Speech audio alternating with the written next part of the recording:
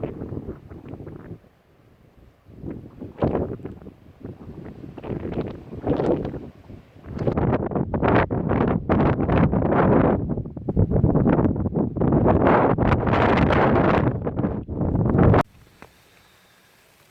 morning. It's about 8 o'clock in the morning, and last night I came up to the Hare's Gap, really just for a bit of snow camping. And I've been out once about 11 o'clock last night, and there was a good wee bit of snow, and I can hear it on the tent at the moment. So I'm looking or feeling quite hopeful. We'll go outside shortly and video, and you can have a look at the actual conditions. Um, some considerations just for coming up camping in these type of conditions. You'll probably have noticed if you look at some of my other videos, I come up to a lot of similar places. So I come up to an area, first of all, where I can safely park my car. That's one consideration. Another consideration is having options when I actually come out here, depending, I suppose, really on the wind and the actual conditions. Last night, for example, the wind was supposed to be 50-mile-an-hour gusts from the west, and here it's actually, I would say, 40-mile-an-hour gusts from the east. So you just don't know. So I always come up to somewhere where, depending on the conditions, I can choose to camp on a summit, or maybe camp on a valley, or camp on a lower or a higher summit. So it's good just to have those choices, and always coming into areas that I know and I'm familiar with, especially in the winter. I mean, at the moment the tent is getting hit, or was there a few minutes ago, just getting hit from the side. But as I said before, the tension on this tent, it doesn't really matter. It's nice to come up and be somewhere and feel comfortable. There are a number of choices that everyone will make when they're coming out camping. For me, when I'm camping in the winter, the first and primary choice is a really strong tent, so that I can lie in that tent and be comfortable and not worry about the tent getting damaged, or me having to pack up and bail out. It is obviously a potential option if it is too bad, but up in this tent, I've never had to do that. Other options are your sleeping system. So you need a really good tent. I use a Rab sleeping bag. Don't know if you can try to just pick up the logo there. It's an Alpine 600, so easily warm enough, for these conditions. And I'm also using a Rab Neutrino endurance jacket, which incidentally most of the times I will actually sleep in as well. Other key pieces of equipment, you can just about see it here. That's just a sleeping pad, really thick. That's a Thermarest Neo-Air camper. Unfortunately, it's nearly 1,000 grams, but it's worth the weight just for me, for the comfort. And then I also use a little closed cell foam pad just for extra insulation, because this Neo-Air camper is only 3 season rated.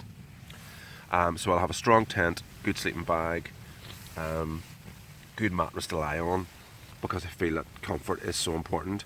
Obviously I'm managing weight in my pack, and that for me coming up here is about a 45-minute walk, and I'm actually in the tent well over 12 hours. So I'd rather suffer a little bit carrying extra weight and discomfort for 45 minutes and have the comfort for 12 hours. Another key piece of equipment that I use, I'll just pan it around here, and that is my Silva Sprint head torch. This torch has 1,000 lumen of power, and it will run at that level for about 2.5 hours. You can also back it off one setting, which puts out about 700 lumen of light, which is still fantastic, and it'll run for nearly 4 hours. So I'll use a combination of both of those just when I'm coming up, because I always like to have plenty of light, particularly when I'm walking up in dark conditions. We'll pan around here and it'll be very bright. That's it there. You can't really see everything about it because I have it stuffed in a pocket just to give off light. But the headband is incredibly comfortable. The only slight detriment is this, and that is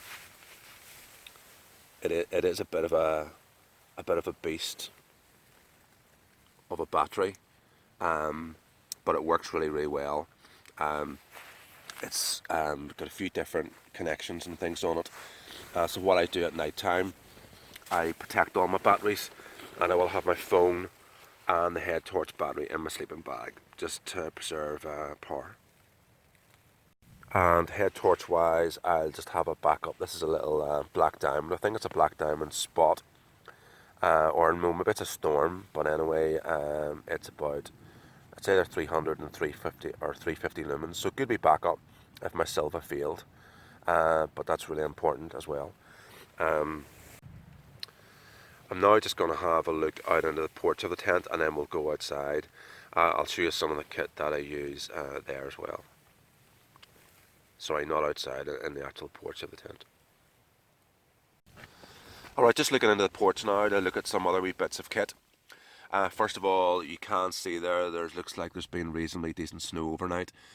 Spindrift kind of just does get everywhere. The tent is relatively well sealed up, but you can see just here on my jacket and trousers there's a reasonable amount of spindrift and in and around the rucksack. The stove here is an MSR reactor. I will toy between having gas and petrol. Gas is a bit easier to get going, but it does suffer from performance limitations, particularly if it is cold, and also particularly if once your gas starts to get less than half full. So this works incredibly well at boiling water quickly, especially if it's in the summer and you've got a full gas canister. Coming into the winter, if you have a full gas canister, it's still pretty good. But once your gas canister goes down to about halfway, you just lose a bit of pressure. I'm not going to really look at what's here, and it's a bit of a mess. I mean, I've got a Garmin Phoenix 3, you can just see there. The blue jacket is a high glove Spitz jacket, and Gore-Tex Pro Shell, fantastic jacket. And the trousers are also high gloves. Can't remember the exact name, but they're Gore-Tex Active Shell. So again, just coming up into this sort of environment, like last night, I knew it could be sleet. I had my shell and all on, and I just wanted to have that level of protection. Underneath all of that, I've got an Osprey Argon 70. I like to have quite a big pack for two reasons. You can get all the kit in it that you need, and in the morning, if for example you're wanting and you need to pack quickly, you can then just shove everything in the pack. It doesn't need to be just specifically put in all its stuff sacks, so it's easy to get going quickly in the morning. Like for example, you can just get a tent and pretty much shove the tent in the rucksack because there's space for it. It doesn't have to be packed perfectly into a bag. The other benefit is that I don't actually like compressing my down equipment to its max.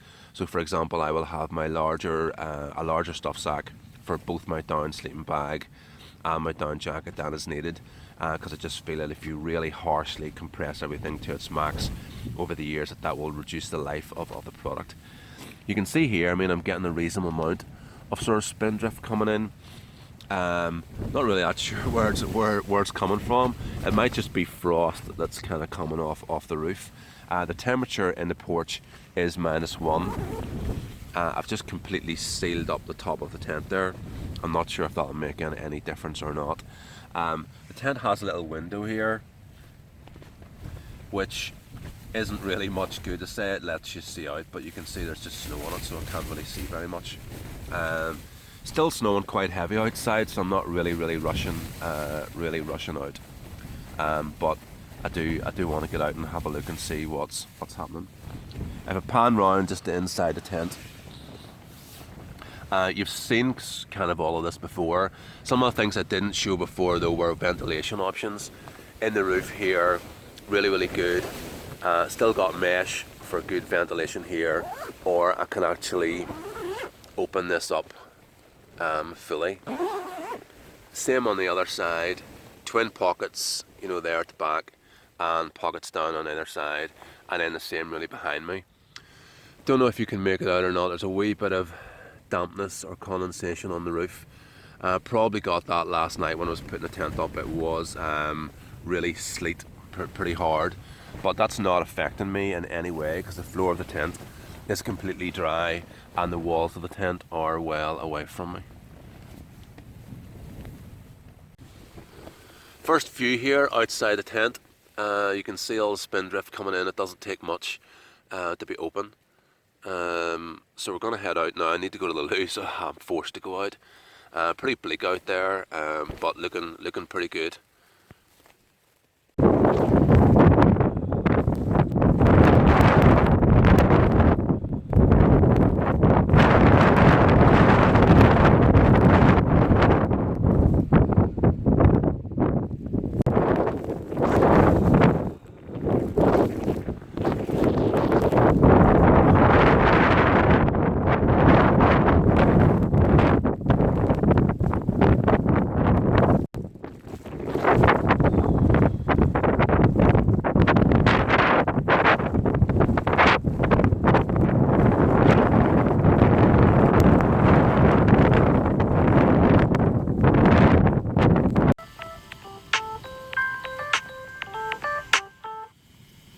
That was just my alarm going off there. This is just the MSR reactor burning. It really does burn hot, and there's such a large surface area of actual burner which covers the whole bottom of the pot. So once that's put on and I pop the wee lid on, it'll not take too long to get a brew going.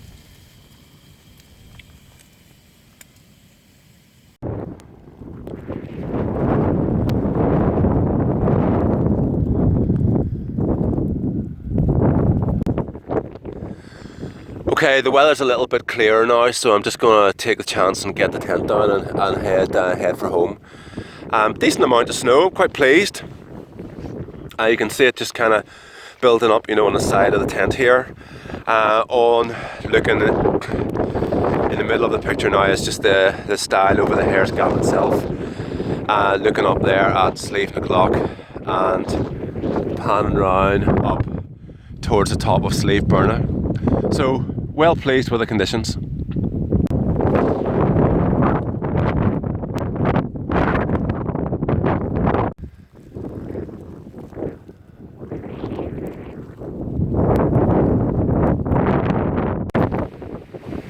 Conditions here, just getting shelter behind the wall.